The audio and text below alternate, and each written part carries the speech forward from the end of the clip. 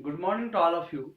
Morphology in flowering plants में आज हम जिस टॉपिक का अध्ययन करेंगे वो है द फ्रूट एंड सीड, फल और बीज। जो फ्लावरिंग प्लांट्स है जिनको हम एंजियोस्पर्म बोलते हैं, उनकी खासियत हमें पता है कि उनमें फ्लावर और फ्रूट पाया जाता है।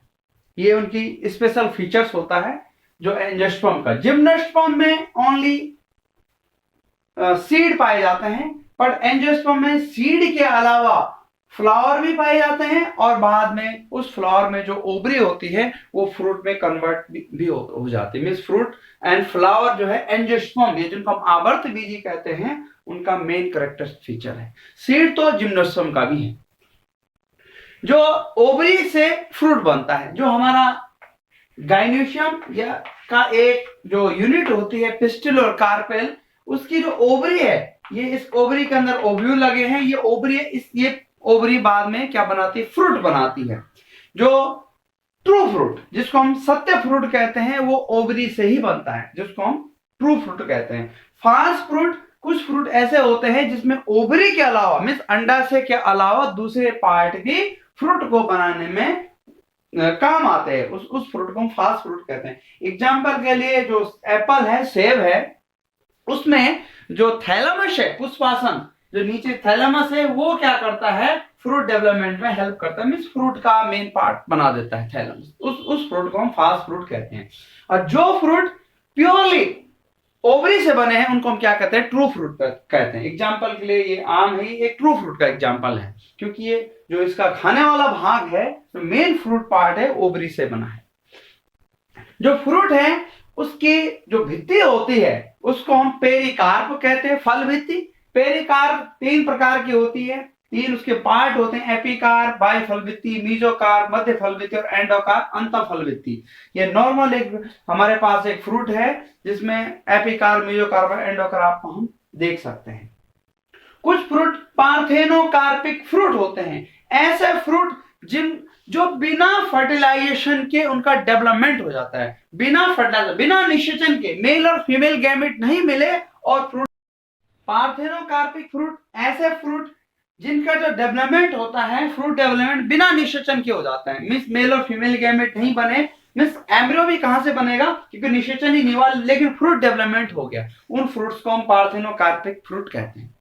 तो फ्रूट की 3 मेनली टाइप हो गए। ट्रू फ्रूट्स, ओवरी डेवलपमेंट के हिसाब से ओवरी से बना तो ट्रू फ्रूट है। ओवरी से नहीं बना है, ओवरी या ओवरी के अलावा अदर पार्ट से बना है और प्लस ओवरी से, मींस ओवरी के अलावा अदर पार्ट भी काम आ रहे हैं, तो फास्ट फ्रूट हो गया। पार्थेनोकार्पिक फ्रूट, जिन फ्रूट का डेवलपमेंट बिना निषेचन के हो जाता है, without formation, means fruit development without fertilization is known as parthenocarpic. उन फ्रूट को पार्थेनोकार्पिक फ्रूट कहते हैं।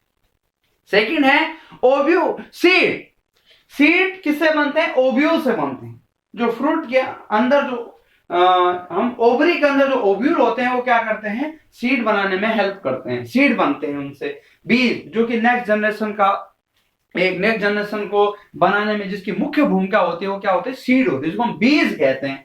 ये एक फ्रूट है, फ्रूट के अंदर क्या है? एक सीड है। ये शुरुआत में जब इसमें ओवरी रही होगी तो ये जो सीड है वो किसके फॉर्म में रहा होगा? ओव्यूल के फॉर्म में, जिसको हम क्या कहते हैं? बीजांड कहते हैं। सीड के 2 पार्ट हो, 2 इसके लेयर होती है, इसकी कोट, जिनको हम क्या कहते हैं? सीड कोट बोलते हैं। बीज चोल, तो बाहर वाला जो बीज चोल टेस्टा होता है, अंदर वाला क्या होता है? टैगमेन। टेस्टा और टैगमेन जो हमारे सीड के क्या है? कोट है।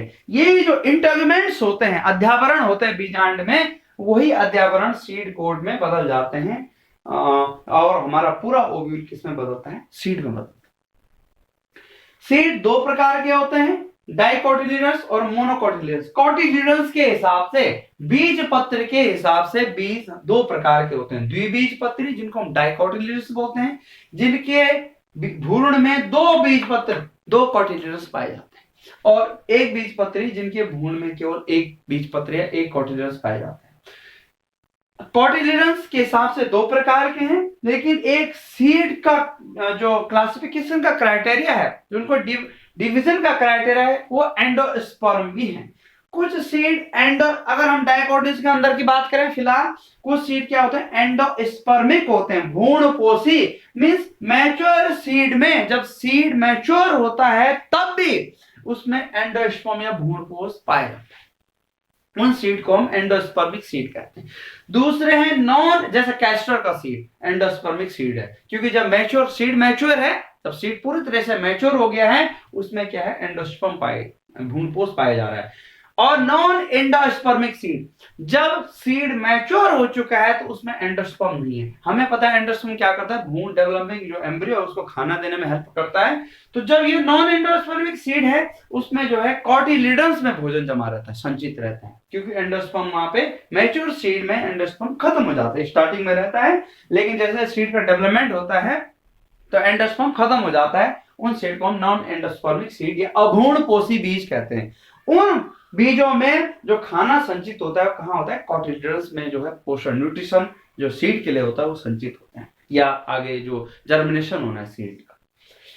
जो ये हमारे पास एक डायकोटिलेडोनस का सीड है, ये इसका एक ऊपर की ओर इसमें एक स्ट्रक्चर है प्लूम्यूल और नीचे एक रेडिकल है। प्लूम्यूल से प्रांकोर जिसको हम कहते हैं सूट डेवलपमेंट होता है आगे में, जिसे तन स्टेम आगे जो बढ़ता है, और जो रेडिकल है उससे रूट डेवलपमेंट होता है, मूलांकुर, इससे रूट और ये सूट। ये एक टिपिकल डायकोटिलेडोनस का सीड है। मोनोकोटिलिडनस सीड एक बीजपत्री बीज जिसमें केवल एक बीज पत्र पाया जाता है। एक टिपिकल एक ये मेज मक्के का सीड है, जिसमें सबसे बाहर हम देखेंगे तो जो सीड कोट है और फ्रूट वॉल क्या है, जुड़ी हुई है, मर्ज है, वही हमारा सीड कोट है और वहीं पे फ्रूट वॉल क्या है, मर्ज है। ये एंडोस्पर्मिक सीड है। मोनो, जैसे कि डायकोटिलेडोनस में दो प्रकार के सीड एंडोस्पर्मिक नॉन एंडोस्पर्मिक होते हैं, उसी तरह से मोनोकोटिलेडोनस में भी एक बीजपत्री पौधों में भी दो प्रकार के सीड होते हैं। कुछ सीड क्या होते हैं, नॉन एंडोस्पर्मिक होते हैं, मींस जिसमें मैच्योर सीड में एंडोस्पर्म नहीं है, एग्जांपल के लिए ऑर्किड्स। और कुछ सीड क्या होते हैं, एंडोस्पर्मिक होते हैं। ज्यादातर सीड मोनोकोटिलेडोनस में एंडोस्पर्मिक होते हैं, जिसमें जो मैच्योर सीड में एंडोस्पर्म रहता है, परसिस्टेंट रहता है। और नॉन एंडोस्पर्मिक में जब सीड मैच्योर हो जाता है तो एंडोस्पर्म जो है खत्म हो जाता है, या वहां पे वो डिलीट हो जाता है, उसके बाद उनको नॉन एंडोस्पर्मिक सीड कहते हैं। ये एक टिपिकल मोनोकोटिलेडोनस का सीड है।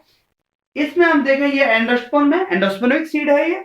यहाँ पे जो हमारा कोटिलिडन है इसको हम स्कूटेलम कहते हैं। मोनोकोटिलेडोनस के कोटिलिडन को स्पेशली मेज में स्कूटेलम इसको कहा जाता है, स्कूटेलम इस कोटिलिडन्स को कहते हैं।